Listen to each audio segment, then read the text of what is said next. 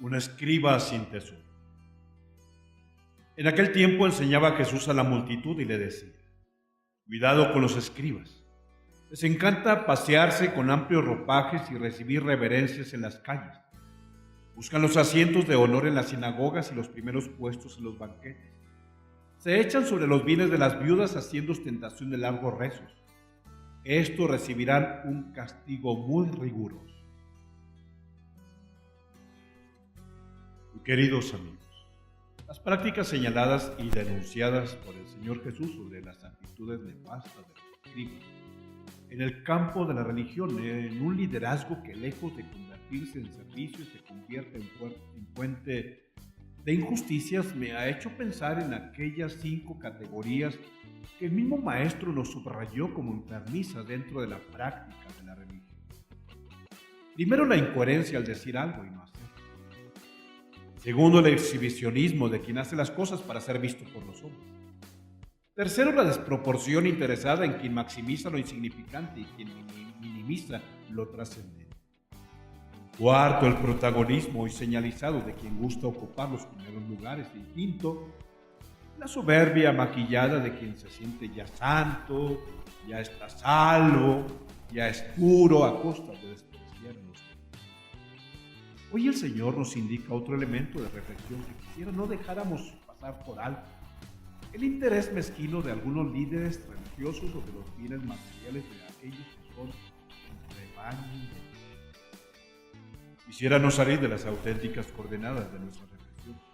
Es por ello que quisiera retomar y repetir un texto que tú y yo no debiéramos. Cuidado con los escribas. Se echan sobre los bienes de las viudas haciendo ostentación de largos rezos. Estos recibirán un castigo muy riguroso. Para muestra nos bastarían un botón, no, 4 botones.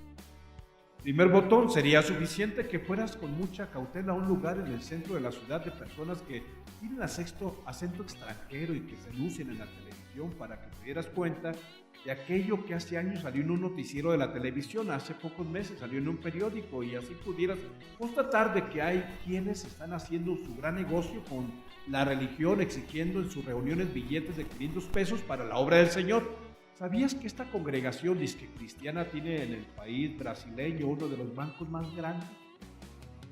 Es cierto. Cuando te reciben utilizan un gran aparato logístico de atenciones. Pero ¿sabías que cuando no les dan los billetes que ellos esperaban ver, le dan un trato distinto a causa de tu incapacidad de saciar su ambición de dinero? Segundo botón de muestra.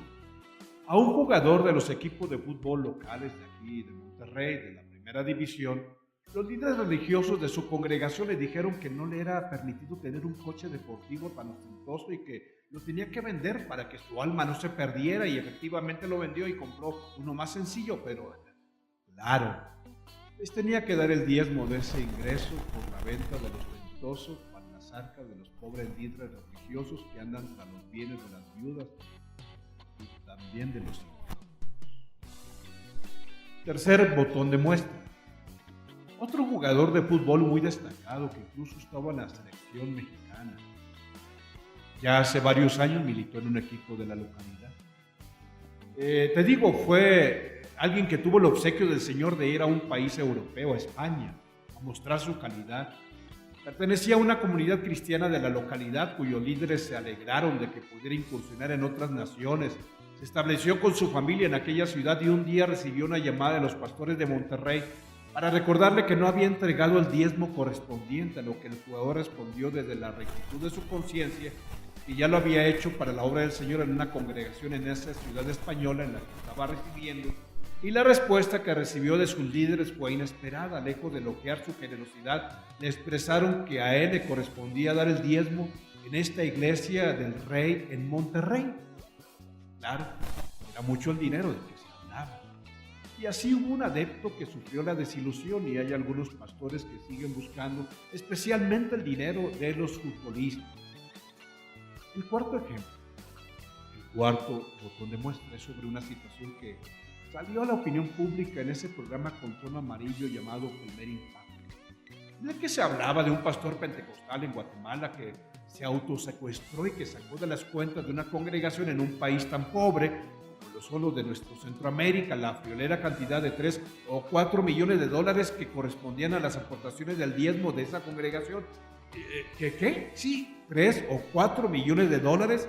En la investigación aparece aquel hombre elegantemente vestido con una ropa muy distinta a la que los miembros de su congregación que fueron entrevistados tenían puesta, sacando dinero de varios cajeros automáticos en donde hacía efectivo el rescate que estaba cobrando por el autosecuestro.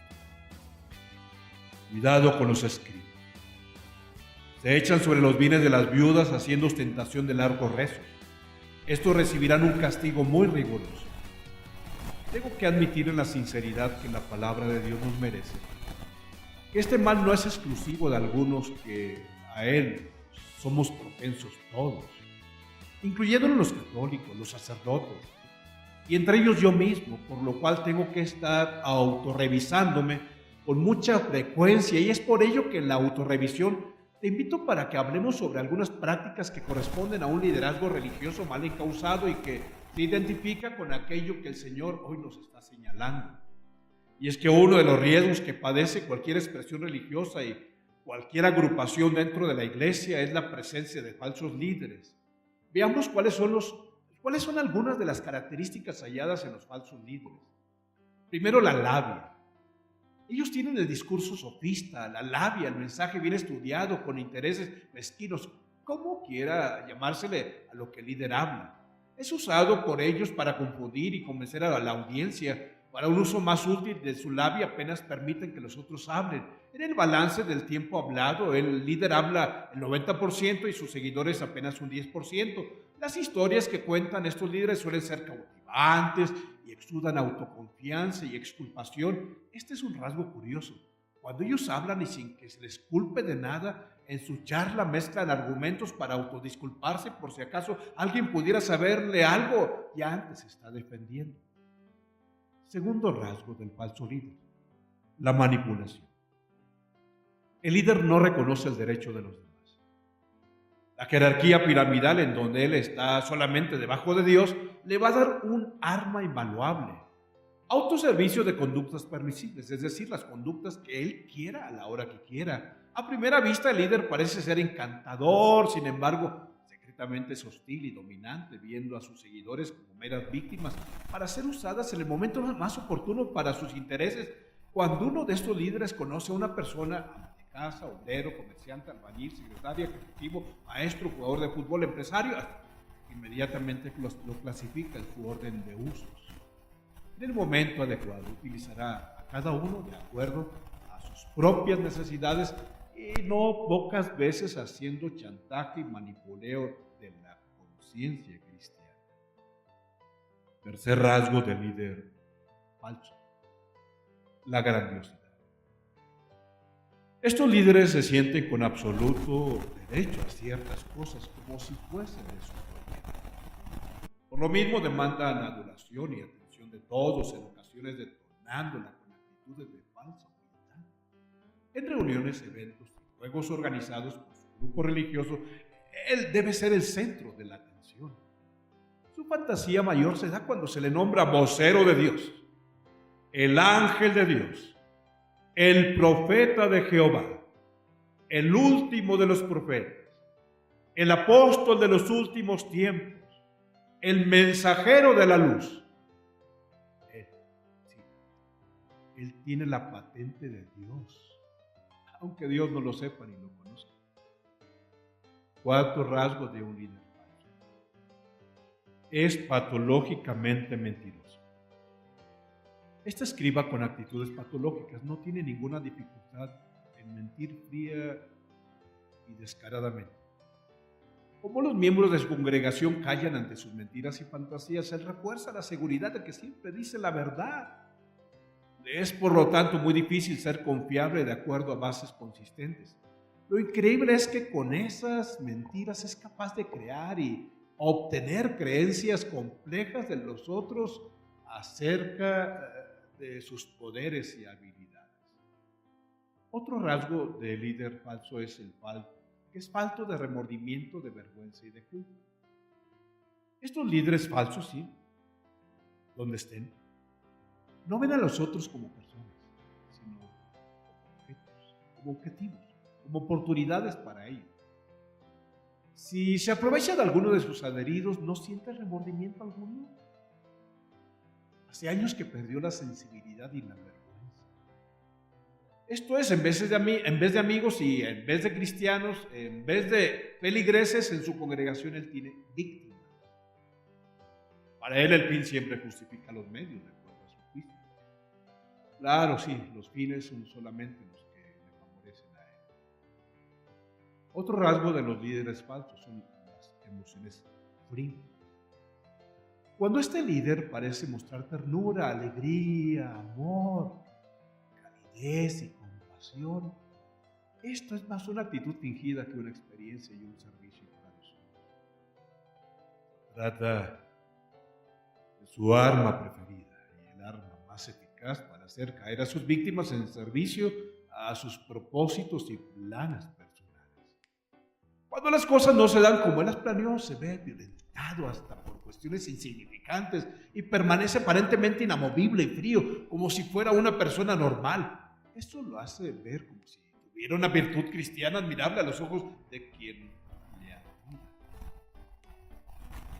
También otro rasgo del líder falso es la incapacidad para amar.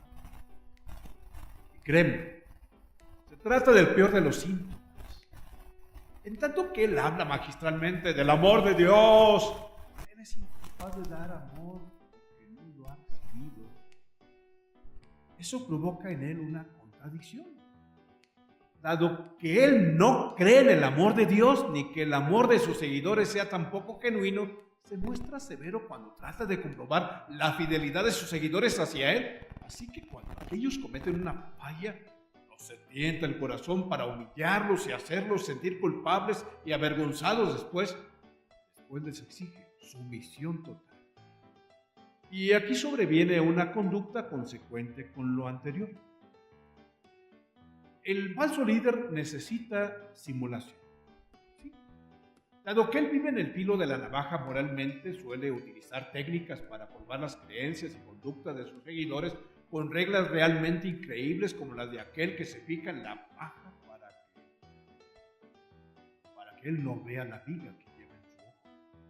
Y así antes de que el miembro que se le adelante en denunciarlo por conductas impropias, como él tiene el micrófono en la mano y la sartén por el mango, él simula preocupación, hermanos, por la vida espiritual de este integrante, pero lo hace con gritos y violencia verbal. Esto llega a ser normal para los miembros. Otro rasgo, en último, es la insensibilidad. La verdad es que el cuadro se vuelve más patológico que real. Él es incapaz de percibir el dolor de sus víctimas. Solo le causa contento los sentimientos de angustia y tristeza de las víctimas. Esto es así porque de esa forma posee herramientas para tomar ventaja en cualquier momento. Por otro lado, él se muestra insensible a él porque Dios sí está a su lado, no le angustia nada ni le duele nada. Sus herramientas son usadas para explotar, abusar y ejercerla. Finalmente, el falso líder tiene un pobre control. ¿Sí? El hecho de que sus seguidores crean que él es todopoderoso, él es quien todo lo sabe, que él es el hombre que Dios nos puso como pastor y ministro, produce que el líder no tenga fronteras para ejercer sus culpas. La primera, no aceptar culpas, pero sí las de los demás. Esa culpa de otro refuerza en el líder su dominio de obediencia hacia él. La obediencia produce conformidad y la conformidad terrora a hacer algo que lo saque del sitio donde los creyentes están metidos y que será muy difícil. ¿Sí? Yo como sacerdote y todos los que somos responsables de una comunidad deberíamos escuchar estas palabras del maestro, sobre todo la parte. Cuidado con los escribas. Se echan sobre los bienes de las viudas haciendo ostentación de largos rezos. Y aquí quizá viene la frase más Estos recibirán un castigo muy riguroso.